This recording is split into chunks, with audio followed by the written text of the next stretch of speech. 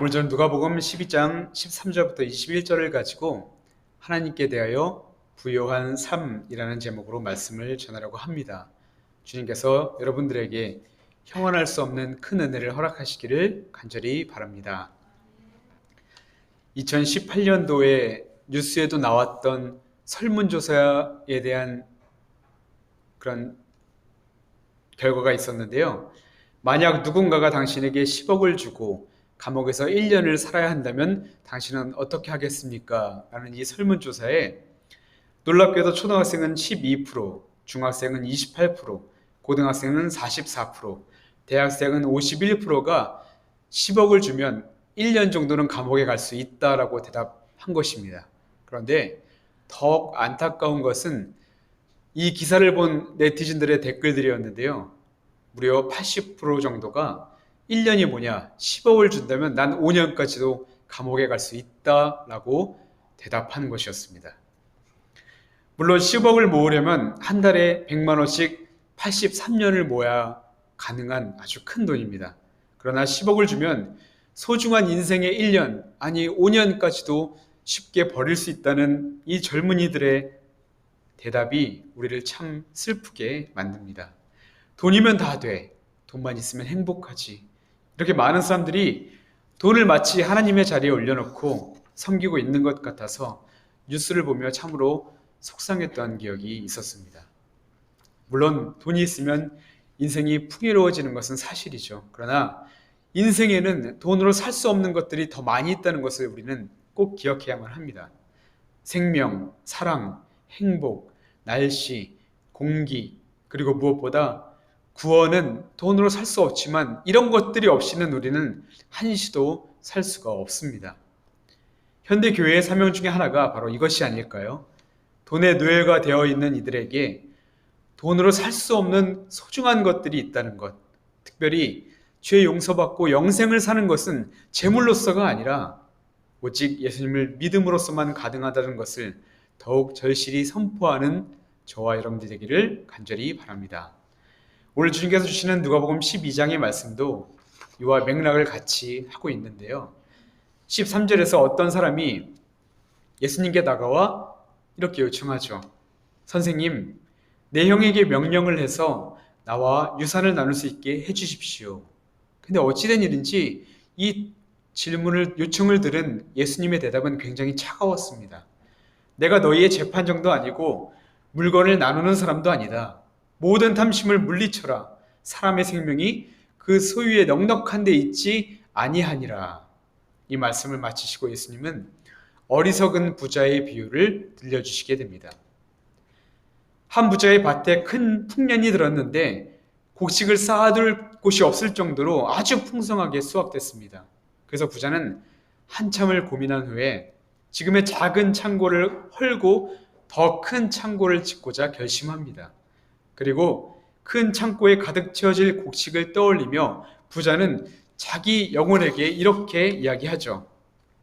여러 해 쓸 물건을 많이 쌓아두었으니 이제는 평안히 쉬고 마음껏 먹고 놀고 즐거워하자. 그러자 이 모습을 지켜보던 하나님께서 부자에게 이렇게 말씀하십니다. 어리석은 자여, 오늘 밤에 내 영혼을 도로 찾을 것이다. 그러면 내 재산은 누구의 것이 되겠느냐? 예수님은 비유를 마치며 이런 말씀을 덧붙입니다. 자기를 위하여 재물을 쌓아두고 하나님께 대하여 부여하지 못한 자가 이와 같으니라. 자, 여기까지가 오늘 본문 말씀의 요약입니다. 오늘 주님께서 우리에게 주시는 핵심 메시지는 바로 모든 탐심을 물리치라는 것입니다. 탐심이라는 단어는 만족할 줄 모르는 욕심을 의미하며 더 나아가서 골로새서 3장 5절을 보면 땅에 있는 지체를 죽이라. 곧 음란과 부정과 사욕과 악한 정욕과 탐심이니 탐심은 우상 숭배니라. 즉 바울은 탐심이 욕심을 넘어서서 우상 숭배와도 같은 아주 큰 죄라고 우리에게 경고하고 있는 것입니다. 그런데 모든 탐심을 물리치라는 예수님의 말씀을 들을 때 우리가 흔히 하는 착각 혹은 오해들이 있습니다. 그것은 나는 상속받을 유산도 없고 창고에 쌓인 재산도 없으니 나에게는 해당이 없는 말씀이다 라고 착각하는 것이죠. 그러나 예수님께서 말씀하신 탐심은 꼭 물질에 대한 것만이 아니라 건강, 자녀, 명예 등 하나님보다 더 사랑하고 의지하는 것을 포함하고 있는 것이기에 탐심을 물리치라는 오늘 예수님의 말씀은 바로 나에게 그리고 우리 모두에게 요청하시는 것임을 기억하며 오늘 말씀에 귀를 기울여라 하는 것입니다. 이제 말씀을 자세히 살펴보면 두 명의 인물이 등장하죠. 유산 때문에 예수님을 찾아온 사람과 밭에 소출이 많아 쌓을 곳을 고민하는 부자가 등장합니다. 그런데 사실 이 둘은 예수님의 말씀처럼 아주 탐심이 많은 사람들처럼 보이지는 않습니다. 왜냐하면 먼저 유산 때문에 찾아온 사람은 나름 그만이 갖고 있는 사정이 있었습니다.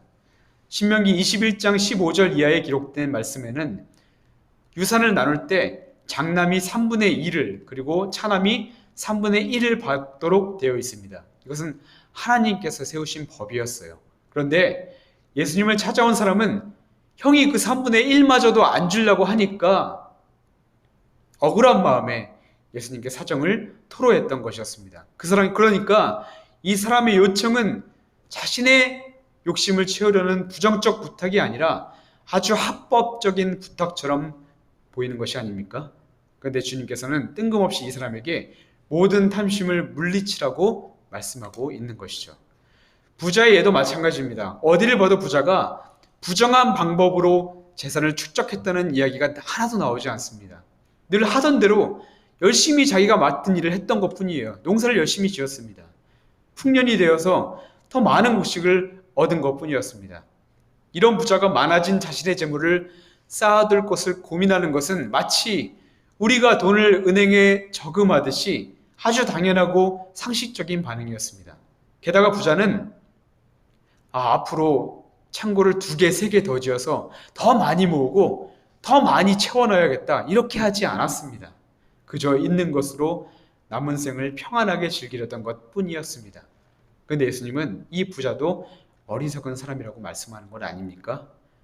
그다음 여러분, 예수님의 말씀은 정당한 권리를 주장하지 말고 형에게 모든 유산을 주라는 그런 말씀이었을까요? 미래를 대비하기 위해 재물을 은행에 넣으면 안 된다는 그런 말씀이었을까요? 과연 예수님의 숨겨진 메시지가 무엇이었을까요? 본문을 유심히 살펴보면 아주 쉽게 우리는 그 답을 찾을 수가 있습니다. 먼저 15절에서 예수님은 유산을 요청한 사람에게 이런 말씀을 하시죠. 모든 탐심을 물리치라. 사람의 생명이 그 소유에 넉넉한 데 있지 아니하니라. 이 말씀은 소유가 전혀 없어도 괜찮다는 말씀이 아닙니다. 그렇다고 많이 소유한 것이 악하다는 말씀도 아니죠. 문제는 생명을 얻는 것이, 우리의 생명을 유지하는 것이 소유가 넉넉해야만 가능하다는 생각. 다시 말해 행복의 기준이 내가 가진 소유에 비례한다는 생각. 예수님은 이것을 바로 탐심이며 속히 물리쳐야 한다고 말씀하고 있는 것입니다. 부자도 마찬가지였어요. 16절에서 19절까지 나오는 부자의 비유에 나오는 단어들을 보면 부자, 풍성한 소출, 큰 곳관, 곡식, 여러 해 쓸 물건, 평안히 쉬고 먹고 마시고 즐김. 부자는 이런 세상적인 부유함이 자신의 영혼을 영원히 평안하고 즐겁게 해줄 수 있다고 생각했고 그 많은 소유물들이 영원히 자신의 생명을 지켜줄 것이라 착각했던 것이었습니다. 이런 탐심으로 인해 그의 마음속에는 정작 하나님이 거하실 자리는 단 한 자리도 존재하지 않았던 것이죠. 그런데 여러분, 이것은 예수님의 말씀 속에서 나오는 가상인물이 아니라 지금 현재를 살고 있는 우리들을 향한 말씀이 아닌가 생각을 해봐야 합니다. 지금도 많은 사람들이 자기의 창고를 가득 채우기 위해 살아가죠. 어떻게든 쌓으려고 하고 어떻게든 높아지려고 하고 어떻게든 자기가 세워놓은 세상적인 목표를 이루기 위해 발버둥 치며 살아갑니다. 그렇게 자신의 창고가 가득 차게 되면 자연스럽게 영혼은 평안해지고 쉬고 먹고 놀 수 있다고 생각하는 것입니다. 하지만 여러분, 이런 사람들에게 하나님은 무엇이라 말씀합니까? 오늘 밤 내 영혼을 내게서 도로 찾을 것이다. 그러면 내가 준비한 것이 누구의 것이 되겠느냐? 하나님께서 도로 찾아가신다는 거예요. 여기서 도로 찾는다는 것은 하나님께서 원래부터 자기의 것을 도로 가져가신다는 말씀입니다. 우리의 영혼뿐 아니라 재물, 명예, 우리가 가진 모든 것, 이 땅에서 누리는 모든 것, 심지어 영혼까지도 하나도 남기지 않고 하나님께서 다 가져가신다는 거예요. 왜요? 우리의 것은 처음부터 우리 것이었던 것이 하나도 없었고 모두 하나님이 만드신 것이고 모두 하나님이 그저 우리에게 잠시 누리라고 선물로 주셨던 것이기 때문입니다. 그렇습니다. 생명의 주인, 우리들의 영혼의 본래 소유자는 창조주 하나님 아닙니까? 우리는 그분의 보호와 인도하심으로 쉼을 얻고 평안히 쉬고 먹고 마시고 즐기는 것뿐이지 부자가 그토록 소유하고자 했던 그 탐욕의 재물을 통하여는 결코 얻을 수 없는 것입니다. 그렇게 재물이 우리의 생명과 삶의 행복을 가져다 주는 줄 알고 착각하며 살아가다가는 헛되고 헛되며 헛되고 헛되니 모든 것이 헛되도다 라는 전도서 기자의 고백이 바로 우리 삶의 마지막 순간의 고백이 될 수도 있다는 것을 우리는 기억해야만 하는 것이죠. 사랑하는 여러분, 앞서 말했듯이 탐심은 우상 숭배입니다. 물질을 하나님으로 섬기는 우상 숭배라고 말씀합니다. 그래서 바울은 골로새서 3장 2절에서 위의 것을 생각하고 땅의 것을 생각하지 말라 하셨고, 디모데전서 6장에서는 디모데에게 이렇게 전할 것을 명령합니다. 그대는 이 세상의 부자들에게 명령하여 교만해지지도 말고 덧없는 재물에 소망을 두지도 말고 오직 우리에게 모든 것을 풍성히 주셔서 즐기게 하시는 하나님께 소망을 두라고 하십시오. 또 선을 행하고 좋은 일을 많이 하고 아낌없이 베풀고 즐겨 나누어 주라고 하십시오. 하나님은 우리에게 모든 것을 풍성히 주셔서 즐겁게 해주시는 분이십니다. 라고 말입니다. 성경에 기록되지 않고 전해 내려오는 예수님의 이야기 중에 이런 이야기가 있는데요. 어떤 사람이 예수님께 물었습니다. 주님, 당신은 어떻게 무리를 걸을 수 있습니까? 그러자 예수님이 대답하셨죠. 믿음의 확신을 통해서 무리를 걸을 수 있었습니다. 그 사람이 기쁨으로 말합니다. 내게도 그런 믿음의 확신이 있습니다. 그러자 이번에는 예수님께서 그 사람에게 질문하셨습니다. 그러면 당신 저 눈앞에 보이는 저 돌과 진흙과 황금이 모두 똑같이 보입니까? 머뭇거리던 그 사람이 솔직하게 대답합니다. 똑같이 보이지 않습니다. 그러자 예수님께서 이렇게 말씀하시죠. 내 눈에는 그것들이 모두 똑같이 보이는군요. 이 이야기를 통해 예수님은 황금을 돌로 여길 수 있는 믿음이 무리를 걸을 수 있는 믿음보다 더 위대한 믿음임을 우리에게 말씀해주고 있는 것이었습니다. 당신을 믿는 사람이라면 당신처럼 소유욕에서 벗어나야만 함을 가르쳐 주신 것이었습니다. 사랑하는 여러분, 지금 우리의 마음 창고에 가장 많이 담겨져 있는 것이 무엇입니까? 한번 돌아보았으면 좋겠습니다. 하나님과 재물을 겸하여 섬길 수 없다는 말씀처럼 속히 세상의 것에서 눈을 돌려 주님을 마음의 중심으로 삼고 주님 한 분만으로 만족하다 여기며 있으나 없으나 감사와 평안함으로 살아가시기를 기도하는 저와 여러분이 되기를 바랍니다. 그렇게 우리의 마음 창고에 부활하시고 생명이신 예수님으로만 가득한 삶, 하나님께 대하여 부요한 삶을 살아가시기를 주님의 이름으로 축복합니다. 이제 말씀을 마치려고 합니다. 저는 오늘 말씀의 부자의 이야기를 보면서 재물에 욕심부리더니 꼴 좋다, 그럴만해 라고 생각 잠깐 했었지만 이 생각보다는 사실 굉장히 안타깝고 슬픈 마음이 들었습니다. 왜냐하면 그 부자가 너무 외로워 보였기 때문입니다. 그는 철저히 혼자였어요. 주변에 아무도 없었습니다. 그 많은 소출을 얻었지만 함께 기뻐하고 음식을 나눌 만한 친구도 없었고 이웃도 없는 것 같았습니다. 아니 어쩌면 가족도 없는 것 같았습니다. 그래서 그는 고작 자기 자신에게 말할 뿐이죠. 내 영혼아, 이제 즐거워하자. 평안히 쉬고 먹고 마시자, 내 영혼아. 참으로 안타까운 사람. 아마도 이 부자는 이미 오래전부터 자신만을 생각해온 사람이었기에 그 누구로부터도 환영받지 못하고 따돌림 받았던 것 같았습니다. 아니, 자기 스스로 사람들에게서 소외된 것 같았습니다.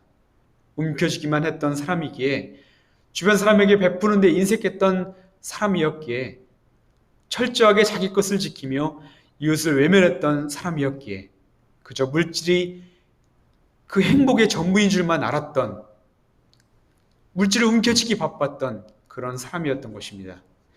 사랑하는 여러분, 이렇게 하나님을 모르고 사는 사람들, 믿음으로써 얻는 참된 행복과 생명이 아니라 물질로 인해 얻으려던 어리석은 사람들, 이들을 위해 기도하는 저와 여러분이 되기를 바랍니다. 그렇게 그리스도를 기쁨으로 나누는 우리의 삶에 풍성한 영혼의 소출이 넘쳐나기를 주님의 이름으로 축복합니다. 아멘. 기도하시겠습니다.